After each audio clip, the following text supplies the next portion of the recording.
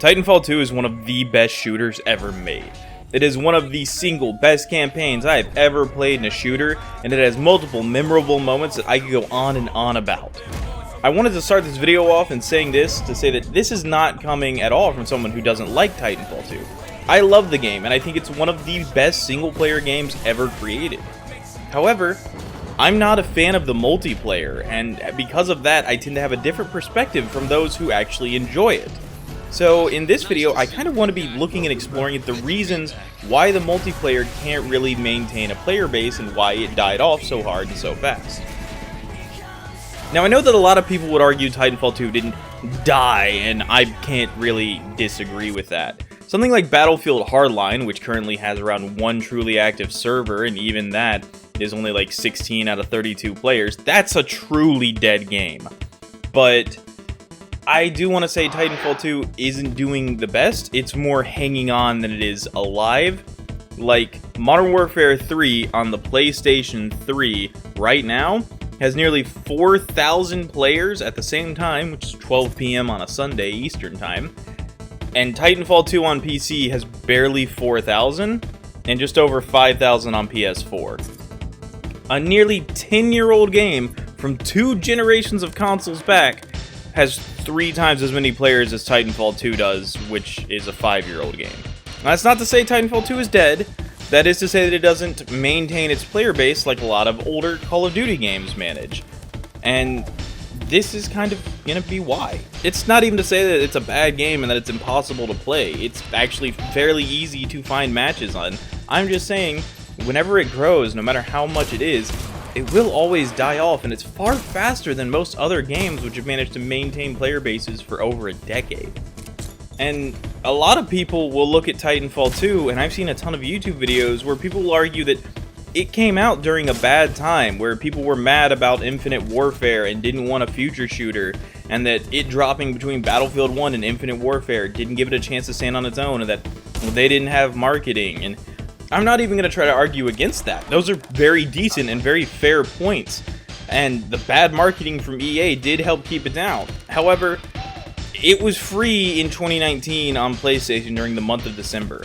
Before that, it had 1.5 thousand people, and when it was released, it shot up past 10, past 40, and stopped around 95,000 players.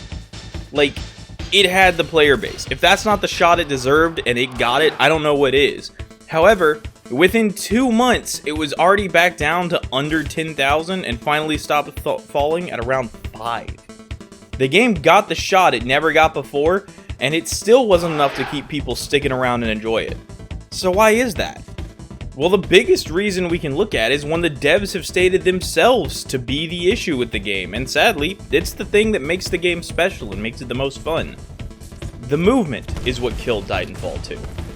That's a heck of a statement, and for most people, that's what makes the game for them, you know? That's why you play it. You gotta go fast. There are people who just get into the movement, get into the boost, get into everything you can do, and they blitz around the map and have an amazing time, and it's super fun, and I'm sitting here telling you that that's what killed it. I've got to be wrong, right? Well, let me explain why, and maybe you'll understand it a bit better. You see, as good as the movement is, most players are not going to learn it at more than its most absolute basic. Most players are going to know how to ball run and double jump, but outside of that, any more advanced techniques will not be learned.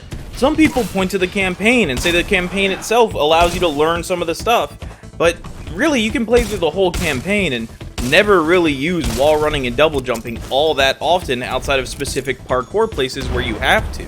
You're not really combining it into the combat, and you can play stop and shoot with all of the combat sections.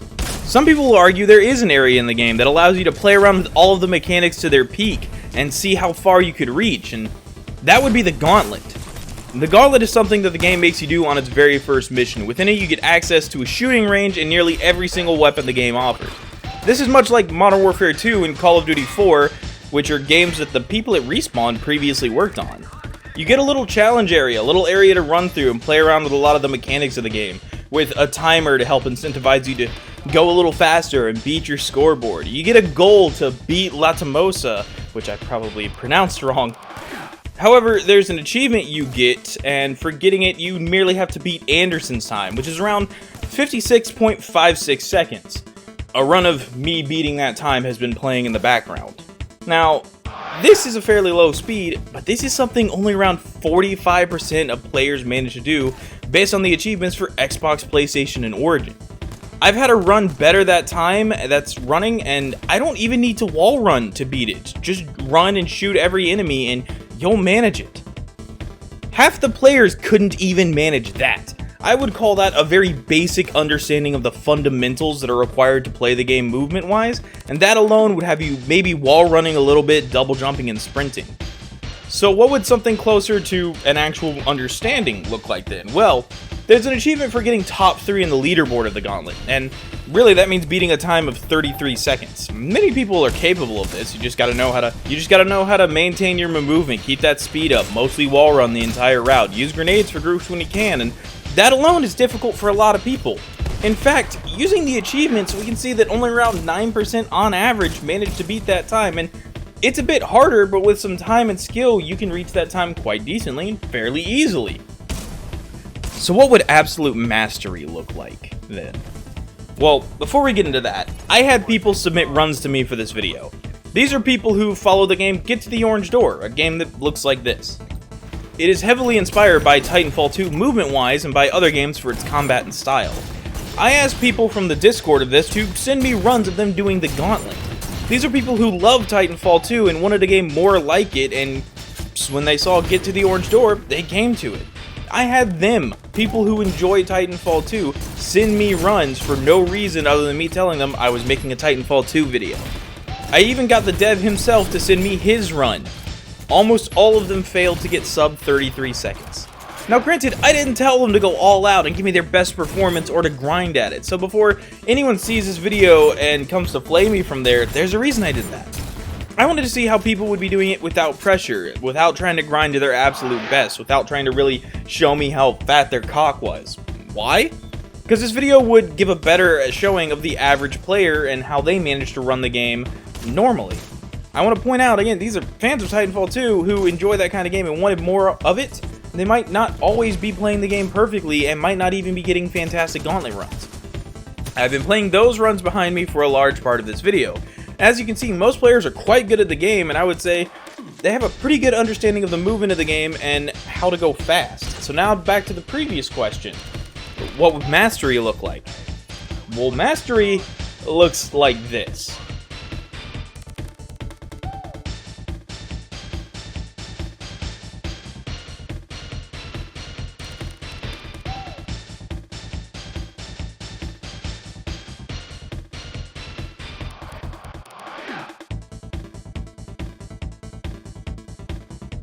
That may seem a bit absurd, and it is! There are people who really know what they're doing. They're simply a level above. It may seem like I've gone off on a tangent here, but I honestly have not. I wanted to bring this up to reinforce a point I'm about to make that one of the devs themselves have stated was the problem with Titanfall 2. And to quote the devs, "I love Titanfall and Titanfall 2. I'm incredibly proud, especially of Titanfall 2, but there's a very common Titanfall feeling in multiplayer. Oh, someone was 300 feet in the air above me and they just sniped me in the head as they were flying over. They're having a great time and I'm like, I guess I shouldn't be under people who are flying." There was really a lack of learnability to those mechanics from a combat standpoint. This quote comes from executive producer Drew McCoy while working on Apex Legends, who is also a producer on Titanfall 1 and 2, and worked previously at Infinity Ward on Call of Duty 4 and Modern Warfare 2. See, put simply, people who were more skilled at the game would just dump on those who didn't have that skill. Unlike a lot of other games where people would go, oh, well, I'll just learn how to do that, it wouldn't result in people going, oh, I should use that strat. They would just go, oh, holy heck, what just ruined my day? You'd see dudes going Mach 5 one-tapping you as they fly by, and that mixed with the fact that you could see an enemy round a corner and have no idea how they got there or where they came from or where they've gone if they got away from you, would just make it even worse. Another quote from one of the devs, things like wall running and double jumping, they actually really hurt the strategic and learnable aspects of combat. Because a player can get anywhere almost immediately, there's no thought process like, okay, I saw someone run around that building, now I know where they're gonna be in one of two places. No, with double jumping and wall running, they can be anywhere. And that's a quote from lead game designer Daniel Klein at Respawn.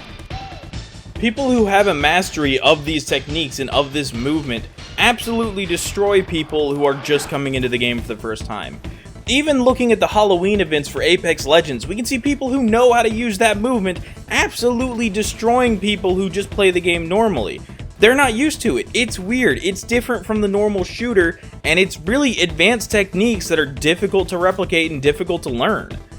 And these may not be things that you can agree with, and I fully understand that, but honestly, this is an issue so well known that the devs are aware of it, and when making their next game Apex Legends, they dropped the advanced movement entirely for the reasons that they gave here.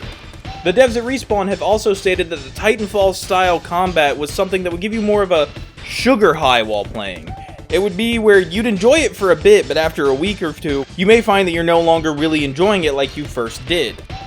I would imagine that for a lot of people, they heavily disagree with that, and they find Titanfall 2 to be incredibly fun all the time, and that's fair, but I imagine that, honestly, that might be part of the problem. People who really enjoy that combat and can enjoy it for an extended period of time are more willing to learn and get used to it and find more of the better techniques and become more larger fans of it. Where people who play it for a few weeks and then get dumped on are probably just going to go, well, I'm going to go back to playing something like Call of Duty, and while we're there, I'm going to talk about that a bit. Because as much as people will fight against me saying this, most if not all of the Titanfall formula is already being done in Call of Duty games yearly, which is the same games that Respawn's team worked on before they formed Respawn and stopped when their last game was Modern Warfare 2. Almost all of the team at Respawn came from Infinity Ward originally, who made the Call of Duty franchise into what it is and made Modern Warfare 2 before leaving to form Respawn due to a whole bunch of bullshit on Activision's part. The unlock system, the leveling system, the progression system, most of the create a class system, and most of the actual gameplay is the same with two major exceptions. The movement and Titans, except for when Call of Duty did have that movement. And with this in mind, the major difference would likely be what would change people's opinions on the game. Having far more advanced techniques that aren't ever taught to the player is going to leave them in a position where they're unable to learn and properly grasp everything and are just getting destroyed by these people who know far more than them and are far better with this movement style and technique than them. It's one thing when you see a player doing something, you go, wow, I should learn how to do that, or wow, that's a cool angle, I'm gonna learn that. And another when a dude flies by you and one-taps you with a sniper rifle going Mach 5 through the sky. It's due to these reasons that even when Titanfall 2 got a chance to have 100,000 players on PlayStation, it dropped back down to under 10,000 in less than 2 months. And I know a lot of people might disagree with that, but honestly, in my opinion, these are the reasons why Titanfall 2 has never been as big as it could have been. It's got nothing to do with when the game released and when it came out and marketing and stuff like that. Unfortunately, the reason why Titanfall 2 didn't really take off is that it's not a game that's designed to maintain its player base. And unfortunately, this isn't just the case for Titanfall. A lot of movement-related shooters and a lot of go-fast shooters require players to learn certain techniques in order to be good at them. And most players just aren't willing to do that. Most players have dozens of games they could be playing. Right now, I could launch up Battlefield 4, 1, or 5, or Modern Warfare or Black Ops Cold War. I'll go play one of the older Call of Duties on my console, or play some random free-to-play shooter like Valorant or CSGO, and a lot of those have some fairly simplistic and easy-to-learn techniques which don't require a great mastery of anything in order to be able to do them. They're basic, they're easy. You maybe learn how to walk and run, and that's about it. Aim and shoot, walk and run are the most basic things you need, but Titanfall requires more. Things like Quake multiplayer, or Doom multiplayer, or Lawbreakers required more. And due to them requiring more, they were better games. Yeah, I'm not denying that having more makes a game better. It can make it way more fun and way more interesting and way cooler, but that doesn't mean it'll stick around, and that doesn't mean that it'll stay cool and stay popular. A lot of the times, these awesome things that these games do can be some of the things that'll lead to their downfall. And unfortunately, in the case of Titanfall 2, I think its best features and its coolest parts are exactly what led to its downfall. Thanks for watching.